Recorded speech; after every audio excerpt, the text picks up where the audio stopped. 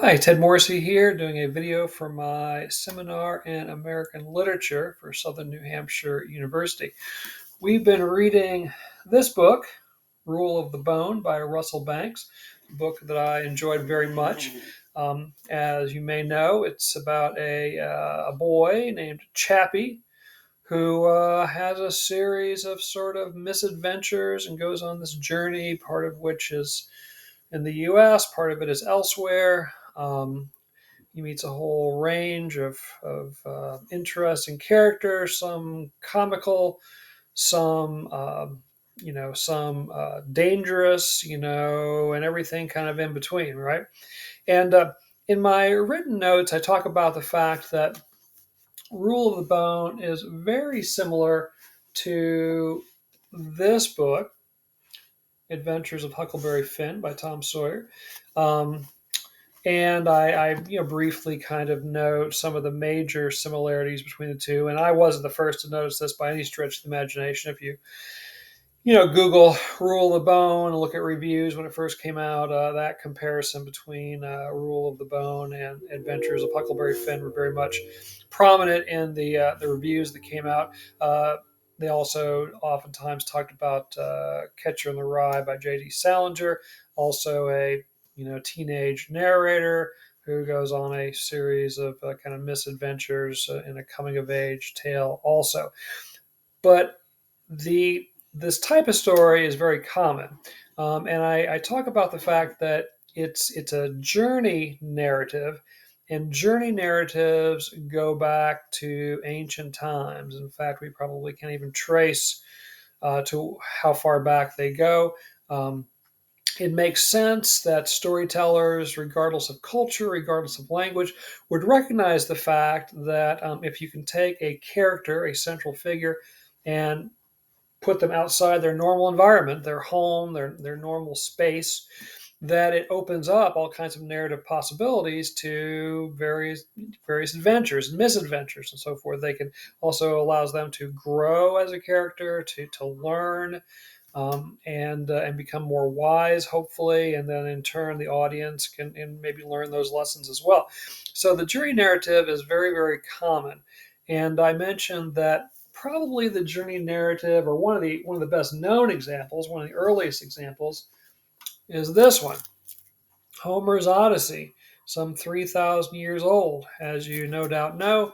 It traces its main character, Odysseus, which is where the title comes from, as he tries to make his way home, kind of from the Trojan War, but really for the last several years when the story opens, he's been enslaved on Calypso's island. So depending on kind of how you want to measure the narrative time there, it's either a 20-year journey or a 40-day journey. But in any event, it recounts Odysseus's travels from trying to get home from Troy back to his island of Ithaca, where he's king.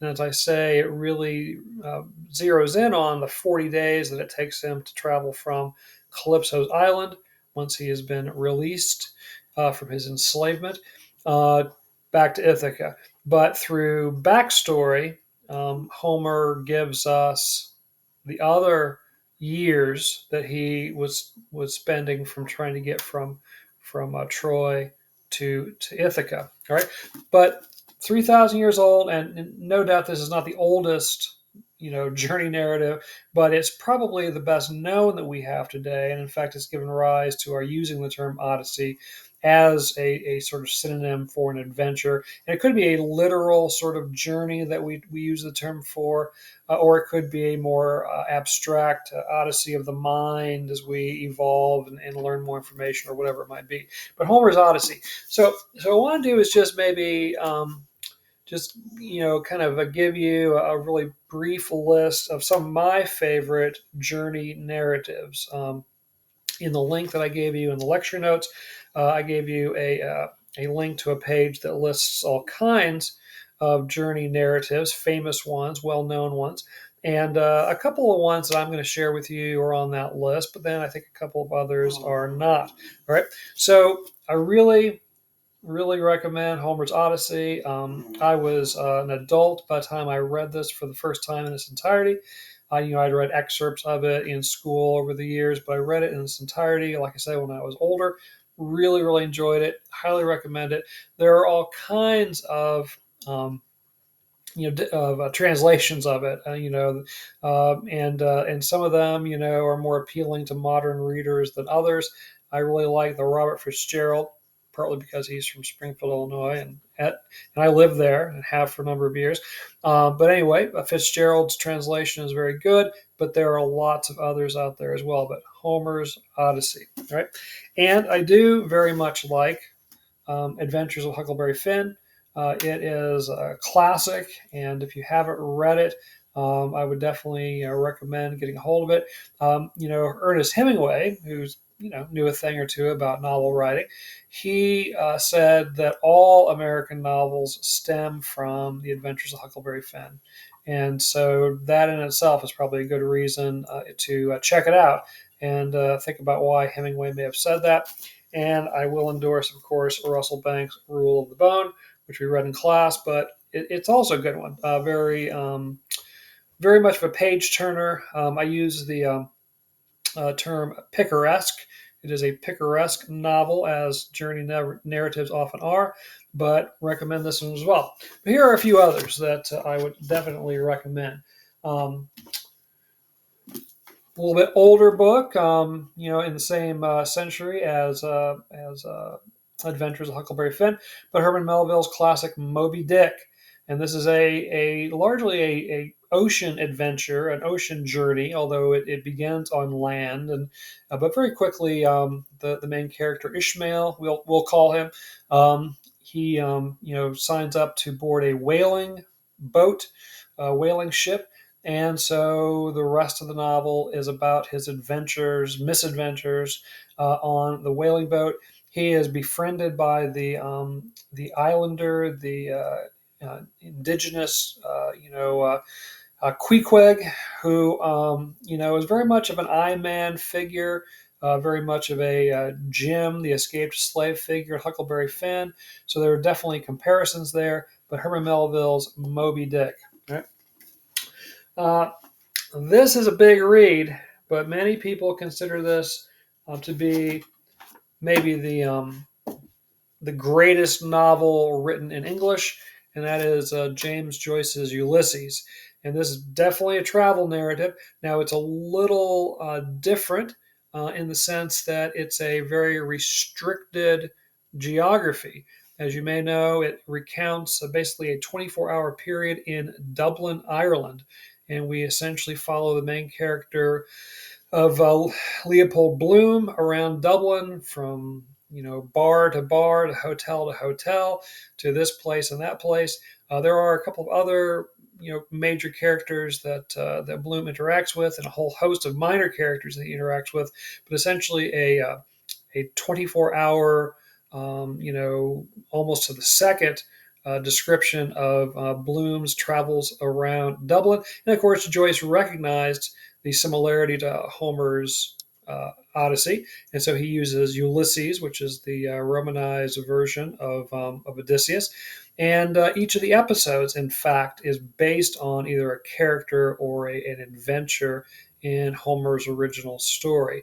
So it's a massive book, and it's not the easiest book to read. But if you can make your way through it, I highly recommend it. James Joyce's Ulysses. A much easier read, but also a classic, is Jack Kerouac's On the Road. And this was a classic beat novel, the beat movement in the 50s primarily in the United States. And it's very much along the lines of a Rule of the Bone or adventure of Huckleberry Finn in that it's episodic. Its structure is really based on the geography of the travels of the main characters. But Jack Kerouac's On the Road. Okay, I've got to pause here for just a second. Okay, I'm back. As I was talking to you about Kerouac's On the Road, I realized, oh my gosh, I forgot to grab off my bookcase This book, Cormac McCarthy's The Road.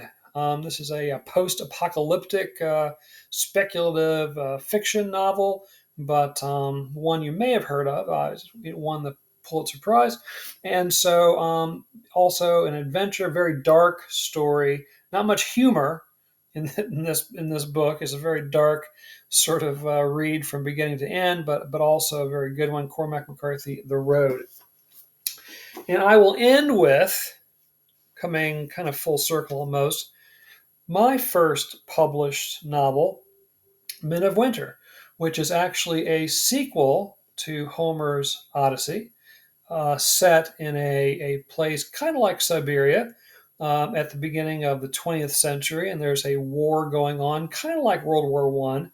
I'm not too specific, deliberately so. But I loved Homer's Odyssey and I loved the journey narrative. So my main character, Hector, goes on an adventure of his own, a journey of his own in my first published novel, Men of Winter. All right.